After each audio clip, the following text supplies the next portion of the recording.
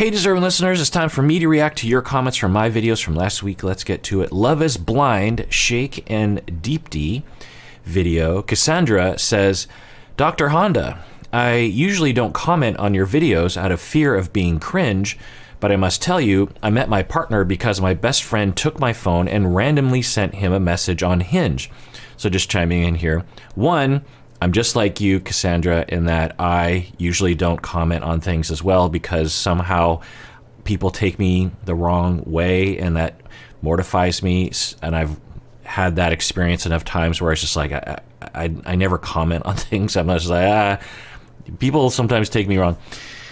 But yeah, so I was talking in the video about how actually I did this with two of my friends.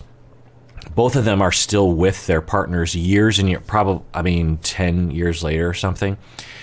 But one, my cousin, I grabbed her phone and I was looking at her Tinder and I was like, oh, there's this guy, and I swipe right and started going back and forth with him. And she was like shy about it. And I thought, look, if you just put yourself out there, you'll meet someone. And so I was going back and forth with this guy, and he's now a really good friend of mine. I actually ended up marrying them. I don't know if I talked about that in their wedding.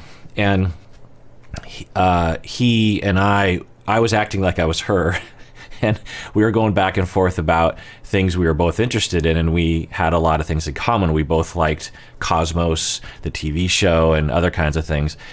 And then my cousin the next day looked at her phone and she's like, wow, there's this long and I was telling, it wasn't like she didn't know, but she didn't really pay attention to it. And then the next day she looked at all the conversation and was like, oh, maybe this guy is interesting. Maybe this guy, I can give him a chance. They actually dated, and now they're married with kids, 2 kids actually. And but she didn't tell him for a few months about the whole thing. But once she told him, he was like, oh, that's so great, Anyway, so, but Cassandra's saying, I met my partner because my best friend took my phone and randomly sent him a message on Hinge. He is such a sweetie, and I'm thankful for that invitation, for that intervention. He just ordered a cameo from you for my birthday, and it made my whole 26th year. Thank you so much for everything. Music teacher Cass. Well, another detail here is just before deciding to become a therapist at the age of 24, I had considered to become a music teacher. But I think I might have even mentioned that in my Cameo to you. By the way, Cameo is this thing where people ask me to say happy birthday to someone or happy anniversary or whatever. Sometimes it's just like you just want me to give you a little pep talk. I can't do therapy. Sometimes people will do a request where they're basically asking for therapy over Cameo. I can't do that, obviously. But there are, I can say little general things if need be. But yeah, so now the other thing, and I don't know if I went into this, is I catfished my future cousin-in-law, and that's not okay. I was lying. So I don't know how I feel about it. With my other friend, it worked out for her as well. And I'm just like, and it's literally, so there were 3 times that I did it, and 2 of them, they're still with the person 10 years later. The third person, they actually went on a date, and she told him immediately what happened. So I feel like I wasn't doing it out of spite. I was actually doing it to encourage. I'm a Cyrano de Bergerac kind of thing. But it is lying, which I'm not in favor of, right? So, I don't know how I feel about it. What do you think about it? Jarrett and Ayana video, PRT says, thank you, Dr. Honda. The issue with Jarrett always going back to Ayana's resilience is an issue. So Jarrett, whenever asked, what do you like about Ayana? Why do you want to marry her? He's always highlighting how resilient she is. And I'm always like, and you can see Ayana withering under that. She's like, is there anything else that you love about me? That's great that you think I'm resilient, but it's not usually the kinds of romantic talk that, it's not like you do, a whisper in someone's ear as you're trying to woo them. And you're just like, You're so resilient. That's not usually what you want to hear. Only. But PRT says, it's particularly an issue for black women because we are always defined as strong, which can also be translated to masculine, which doesn't allow us to be feminine or ever be vulnerable in need of help. It's the reason why little black girls are manhandled by police officers and put into handcuffs, while non-black little girls rarely have this happen. We are seen as threatening and tough. So yes, it's a big deal when our partners only define us as strong and can't list any other attributes. Yeah, PRT, thanks for pointing that out. I always enjoy those kinds of perspectives, and I think it's good to get that out there, and so I can be the megaphone on that. Manny says, thank you for explaining so clearly the power of just recognizing and saying how you feel. So I was talking about, recognizing how you feel. I'm in the process of learning to trust my own feelings, and in the fact that expressing them is always better than trying to repress them. My issue at the moment is that it still takes me so much time to identify and then share my feelings, so it can be confusing for my partner, but it's getting easier. I can see how that process really helps connection way more than trying not to make waves by second-guessing myself and repressing everything.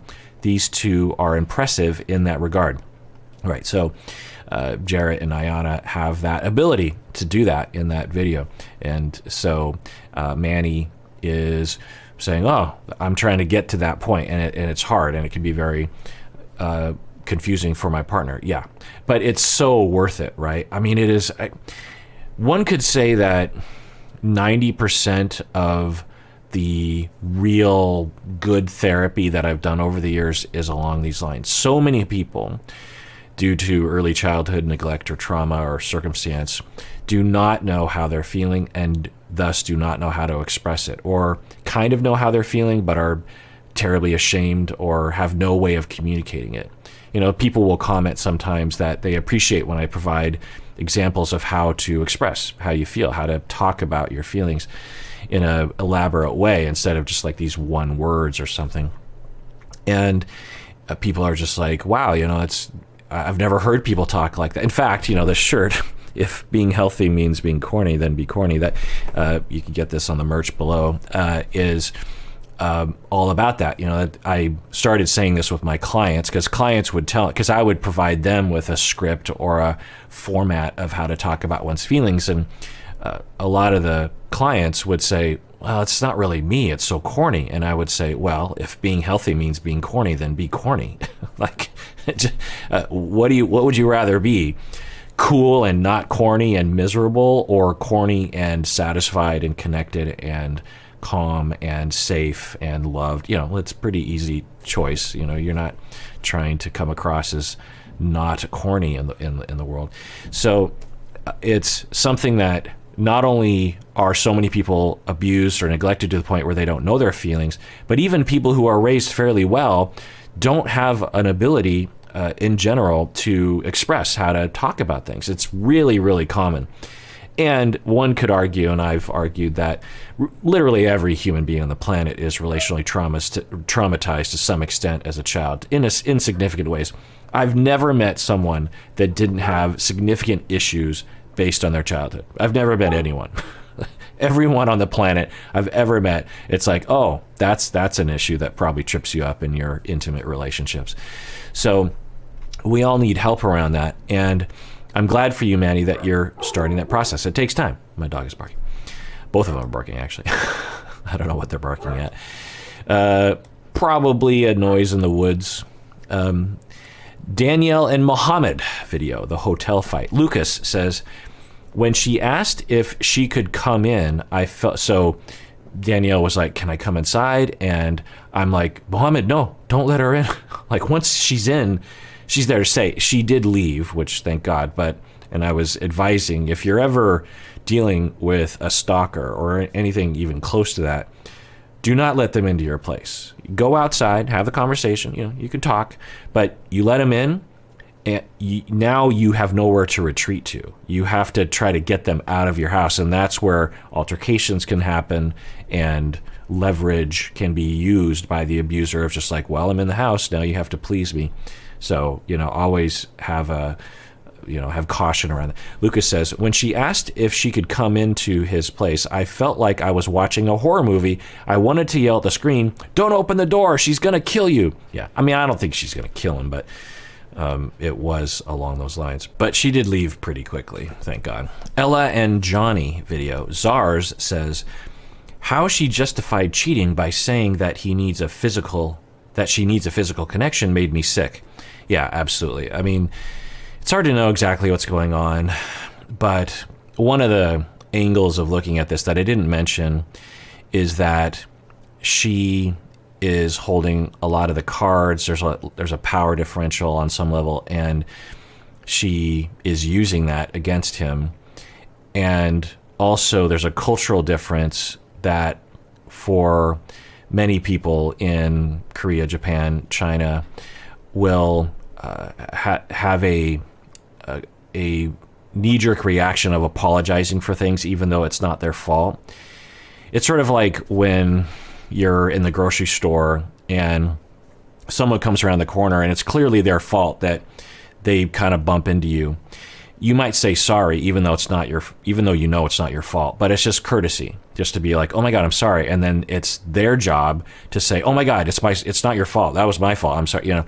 It's courtesy that you do that kind of thing. And for China compared, particularly Japan compared to the United States, whatever dial that is, they have it a lot more.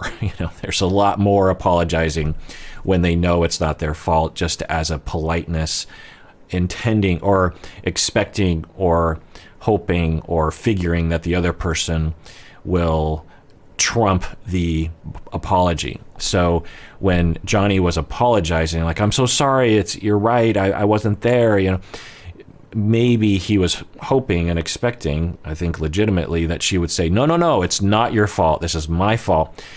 So was he really sorry, or was he just being polite?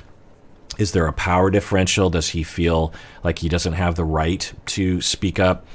And that whole thing is, but the other thing I kept talking about was, how does he feel about it? Because there's a chance that he could feel like, well, I'm not a jealous person, and I don't think that she really loves this other person, and it's not a big deal. Some people are like that. When we watch the show, often there's this assumption that everyone has the same guide or sense of what's right and wrong when it comes to infidelity. And that's just simply not true. There are many people who are all over the place in terms of the spectrum. And so there's a chance that he actually is just like, well, yeah, I can kind of understand. I haven't been there with her. She's lonely. And yeah, it's not the best. I'm not happy about it, but I understand it. And once I'm over there, then we'll have a connection and she won't need to cheat. And things happen sometimes. We don't know. So if that's the case, then and maybe she even kind of knew that, then the transgression isn't as severe. It's still a transgression. It's still a lie. It's still against their agreement and their relationship, but it might not be as dire.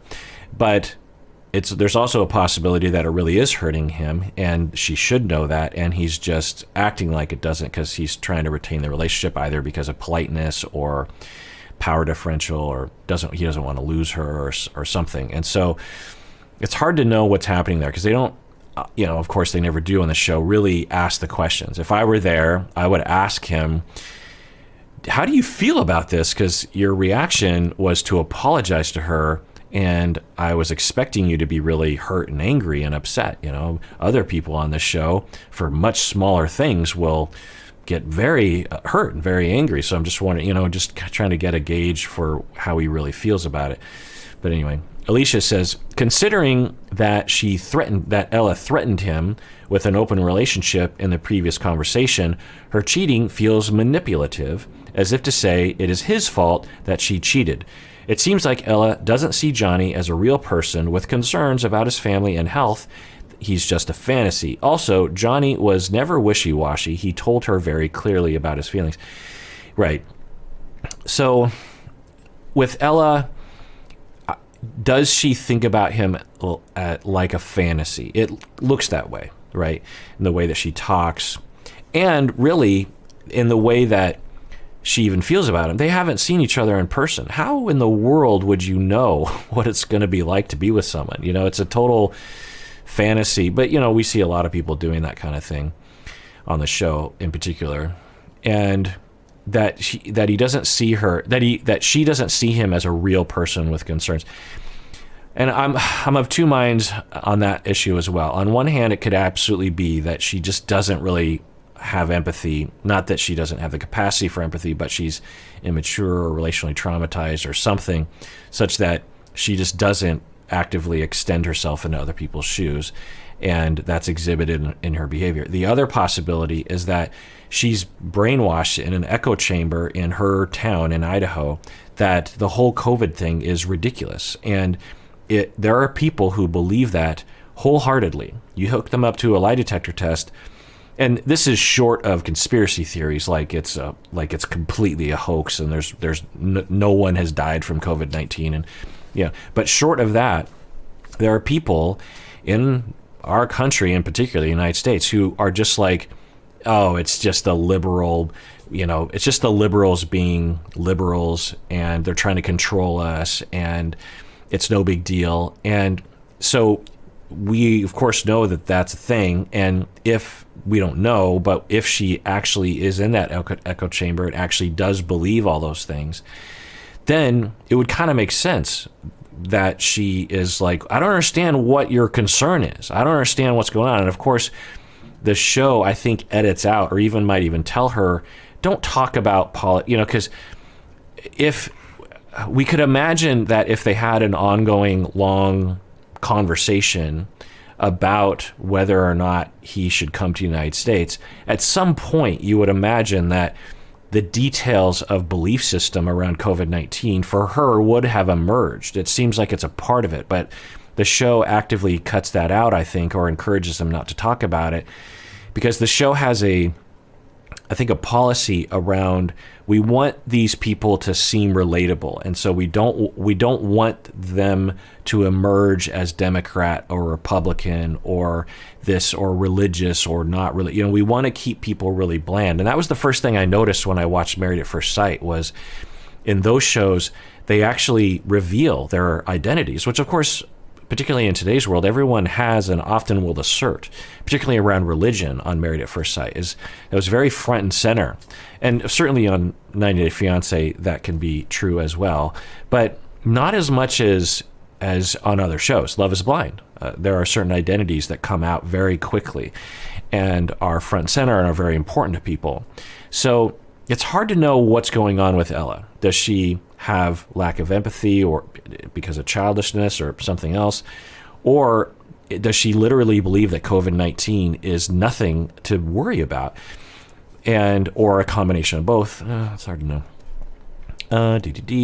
Kim and Usman.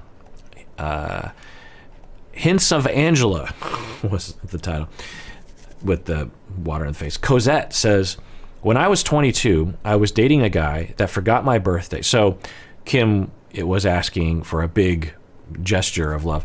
When I was 22, I was dating a guy that forgot my birthday, but remembered to send his ex a gift for hers. The only way I could think of that he could make it up to me was by buying me something super expensive. In the end, it fixed nothing and didn't make me feel any better. But at that age, it was all I could think of to temporarily make me feel like he actually loved me.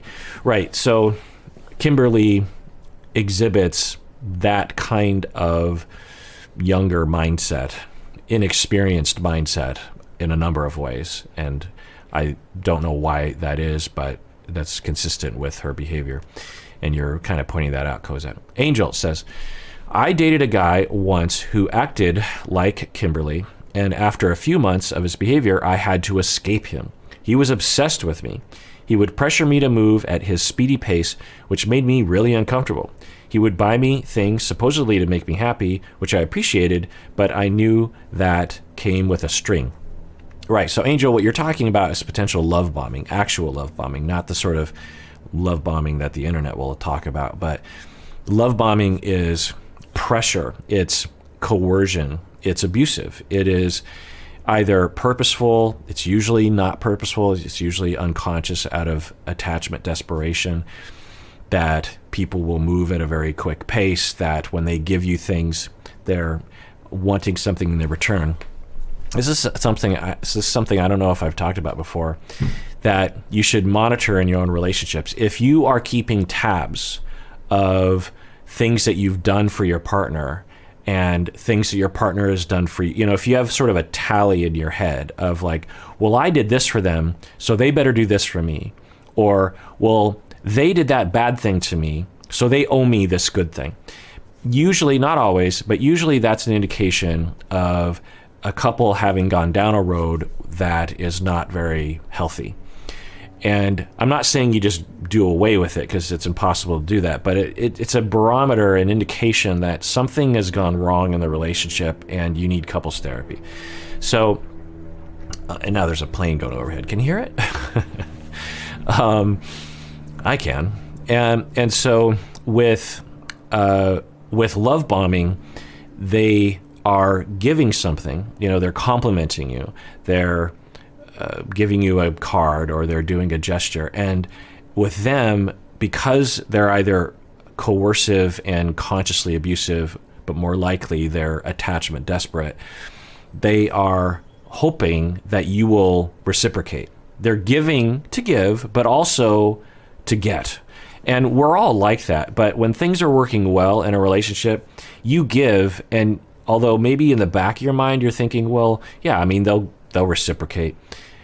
It's not front and center in your mind. And I guess the functional version of this description is, in functional relationships, and this has been well known in family therapy for decades, that there is mutual giving that's freely and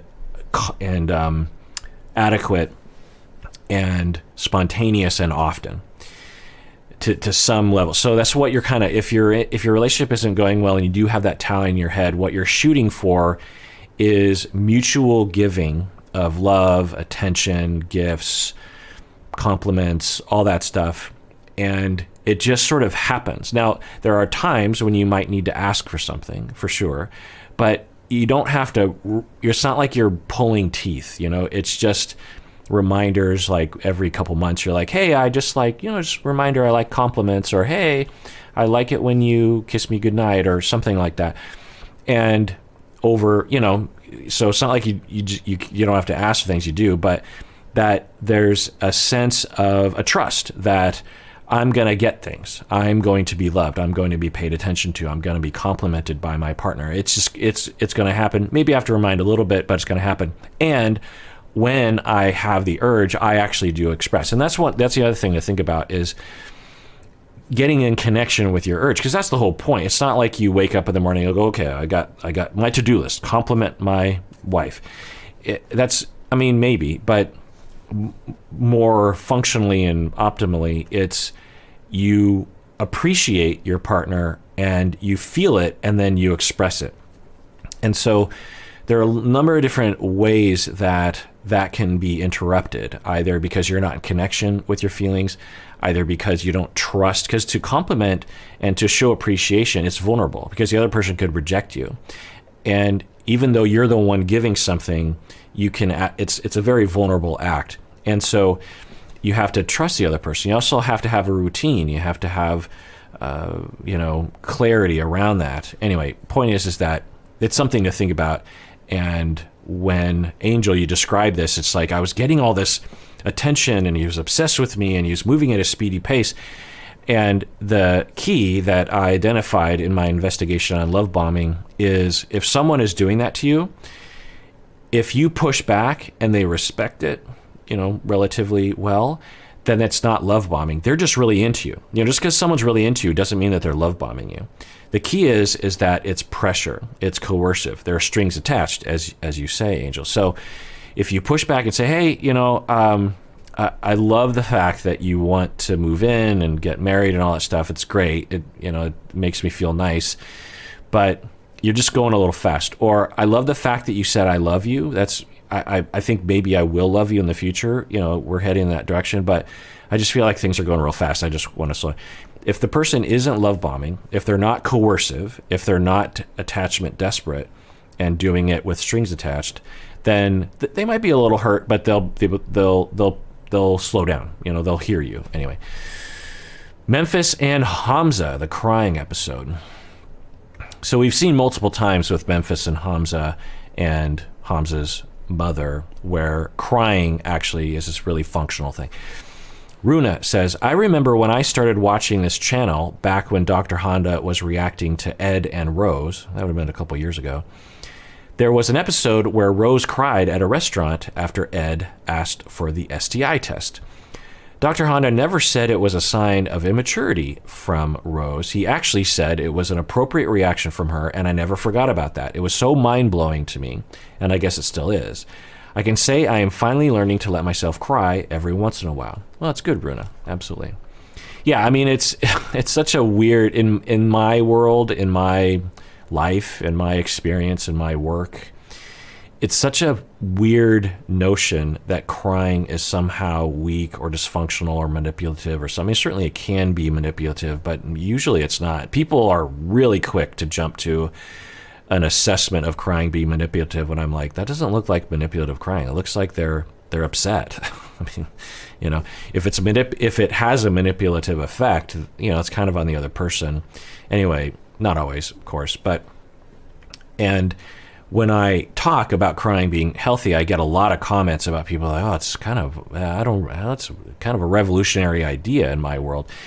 And I'm reminded that around the world, but particularly here in the United States, crying, emotion in general, but particularly crying, is massively stigmatized. And we have one of the just dumbest approaches and ideas about crying. It's like, I'm always like, it's just the same as laughing or something, right? Or sighing. It's just a expression that humans have. We clearly evolved to be this way as a way of signaling our emotion. And it doesn't cost anything, crying. It doesn't there's no damage that happens. You're hurt, you're scared, you're happy, you're joyful, and you cry. Tears come out of your face, you get a little choked up, you might sob a little bit. And what's wrong with that?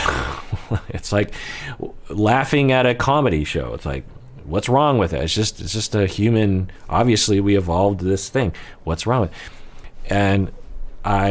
And so when I talk about that, I'm really trying to destigmatize it, particularly for men, but really for everyone, obviously. And so for Runa, you're saying, it's a mind-blowing idea. And so, it's one of the best things, and I know this is another theme in a lot of the clients that I work with, is helping them to cry in front of their attachment figures. There are reasons why people get uptight about that, as I've talked about previously, and with Hamza and Memphis and Hamza's mom, we see these really difficult situations, and Memphis seems to escalate. She gets real defensive pretty quick, but then her body just goes, well, let's cry because you're stressed out and you're hurt and you're scared, and then she just blah, and tears come out of her face and she starts to sob, and then warmth kicks in and it solves everything. It's like, just imagine where Memphis would be if she couldn't cry. It would be a disaster, I'm pretty sure. I mean, with Hamza, he would pull away. With the mom, but the fact that her body cries in those situations, it solves all of her problems. She doesn't have to articulate herself, she doesn't have to explain herself, she just cries and it solves it. Becca says, that makes me a little bit envious. I rarely cry in front of anyone, and when me and my partner fight, if I get to the point that I can't help but cry, she gets so upset and thinks I'm trying to make her feel guilty or feel like a monster. Crying is absolutely the worst thing I could do when we argue. Unfortunately, it's not something I can always help. Yeah, so people will say that sometimes. It's like, well, okay, fine, Kirk, crying is healthy, but when I cry in front of my partner, they always yell at me or accuse me of manipulation, or they feel incredibly guilty. Yeah, I get that. But that doesn't mean you shouldn't be crying. It means that their reaction needs to be worked on.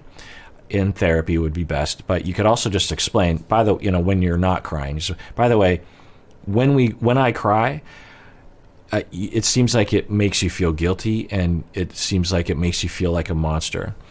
I don't want you to feel that way, because one, I want to be able to cry. It's just my body doing something. It also is how I'm feeling, and I feel like it's the best way to show to even myself, but also to you, like what's going on in my heart. If I say I'm really sad about something, that's one thing, but if I cry about it, I think it really puts it into the room. But I do not want you to feel guilty or feel like a monster. Maybe there's a request in there, like, hey, you just hurt my feelings, but I feel like it's black and white to you. It's like either you're doing everything great or you're a monster. And it's like, no, you're a good partner, but sometimes, you inadvertently hurt my feelings, and then I cry. So, now, in all likelihood, Becca, your partner has relational traumas around being guilt tripped, or maybe even had a parent that cried a lot and blamed them for stuff. So, it's hard. But the solution isn't for you to stop crying, is the point. The solution is finding a way for your partner to understand what your crying actually means. Bella says, I don't know if anyone else can relate, but in my family, you were actually punished for crying and expressing your feelings as a child. If we cried harder during the punishment, we would get a harder whooping. I know for me, I have trouble crying and have trouble with my emotions and being vulnerable with people. I honestly don't know how to. Yeah, Bella, well, I'm sorry you went through that. Sounds abusive to me, and this is a frequent thing. Even on smaller levels, parents will do this. So if y'all have young kids, be very careful about perpetuating this notion of stigma around crying. I get it. When you're in the store and your kid says, I want to buy that candy bar, and you say, no, we're not buying the candy bar, and they just start wailing. And either they're really upset legitimately, or they're playing a game and they're being manipulative. They're just trying to get under your skin. Or they know that you don't like it when they wail at the store, and it might motivate you to just get the candy bar to get them to shut up. I get it. It's frustrating. You're just like, shut up, stop it. Like, it's not the end of the world. I didn't buy you a candy bar. There's candy at home. You just had a cookie. Or knock it off. Kids will cry, particularly some kids will cry under these ridiculous circumstances, and I get that. But you want to be really careful about how you go about that. The key is helping them to express themselves. So when you're 4 and you don't get a candy bar, you wail. You flop on the ground. When you're 25 and you don't get a candy bar or something that's commensurate with being 25, you say, oh, bummer. Okay, so you're trying to get there, right? It's a bummer. You don't get the candy bar. You should express that. You should notice your feelings. But how do we get there? We don't want them to shut up. We just want them to do a different thing. And so you're always trying to get them to iterate towards that expression of like, oh, bummer. Okay.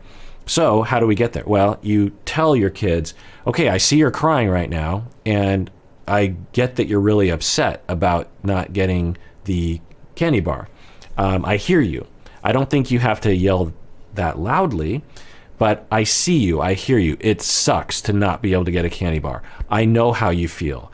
My mom did that to me too. I wanted the candy bar, but she didn't let me. I'll tell you why you're not getting the candy bar, because it's not healthy, or whatever you say. And you might even model and I'd appreciate it if you expressed your disappointment in a different way. You could express your disappointment by saying, that makes me sad, or that's a big bummer, or you model for the kids. They don't know how to express them, so they come out of the womb wailing, and if you don't give them another alternative, they just continue to wail their entire life. So you're empathizing, you're reflecting, but you're also giving another way to communicate it that's less annoying to other people. The other thing you can say is when you yell and scream, it gets under my skin and it kind of bothers me. If you want me to know how you feel, let me give you a different way, because I do want to know how you feel. It's okay that you're feeling that way. Just, you have to do that for years before the kids can transition that way. And some parents do that by modeling or subtle communication. But if you're really trying to accelerate it, that's kind of the thing. So the key there is that when you're doing that for the kids, you're not saying, shut up, don't express yourself. You're not saying you're bad because you're crying. You're saying, I hear you, and it's okay to cry, but there's another way to express yourself. You might even say, this instance of not getting the candy bar, to me, doesn't really justify this amount of wailing. That time you fell down and skinned your knee, that kind of made sense to me because, as I said, I don't know if you'd have to intuit, I guess, like how upset is my kid? If they're just kind of a little upset and they're really playing it up, then maybe you would say something like that. Because literally a 4-year-old not getting a candy bar could be like the worst thing that ever happened to them. And 4-year-olds see the world in a very, narcissistic, right in front of your face kind of way. And so there's nothing, so we wouldn't know for sure. Anyway, point is that really try to raise your kids in a way that not only doesn't stigmatize, but also counters all the stigmatization that they're going to get about crying in the world, at school, Anyway. Things are getting better. Cartoons are getting better. I had Mr. Rogers when I was a kid, and he would always talk about what I'm saying. German says, Mike and Jimena video. German says, I've been in a situation where I became disgusted by a partner. Nothing gross specifically happened. I think it was as my romantic feelings faded, I developed this repulsion for everything they did. I would feel the urge to recoil anytime they were around me. There is no coming back from that. Right, so what German is talking about is maybe Jimena, for whatever reason, just fell out of romantic feelings and is now repulsed. And, that's something that is quite common, right? When you're not in love with someone anymore, it's just like, I didn't feel this feeling before, but get away from me. It seems like Jimena is going through that. But it's hard to know. And I was asking everyone, it's like, do you think that Jimena did originally have feelings? Lean Donut, good old Lean Donut says, I went back and watched the earlier episodes of this couple. Well, that's impressive, Lean Donut. I got the impression she really liked him, worrying about him leaving her because she wasn't able to give him a baby. I think she really fell out of love with him. Well, that's really interesting, Lean Donut. You actually went back and watched. Sometimes I'm tempted. In fact, the other day I was thinking, wouldn't it be interesting to go back to the beginning of Darcy and just knowing where because now I know so much more about her. I wonder if I would see more, It's like watching The Sixth Sense and going back to the beginning and watching it all the way through. So you did that, Lean Donut, and you got the impression that Jimena really liked him in the beginning. Yeah. Another Mike and Jimena video when he runs off. Rosa says, I grew up in a big family where I didn't get much love and attention from my parents to the point I find it cringe when I see a parent hugging and kissing their children because I never experienced it myself. Just chiming in here. Yeah, it's not always the case, but if you grew up with parents who were neglectful, one of the effects of that as an adult is when you see other people having affection, or even when people give affection to you, it can just be like, ugh, because the idea is that when you were young, you had impulses to get affection. So you might have signaled like, hey, pick me up, or hug me, or I want to sit next to you, or I want to kiss, or whatever. And your family would reject you. And so that happens over and over again. And eventually you have that urge of like, I need someone to hold me. But then you quickly realize, no one's gonna be there for you. You've been rejected. Stop it. And so this other voice enters, maybe even internalized from the outside, shuts it down. So you have this urge, and this other voice goes, no, gross. And there's various different ways to do that. Like, you're not worthy, or it could even just be like, that's disgusting. It's disgusting when people touch each other. Ugh.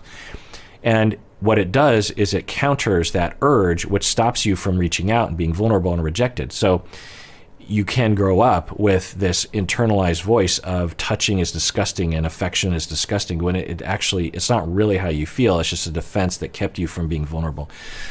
My mom has probably kissed me twice in my entire life, as far as I can remember, and those were during greetings.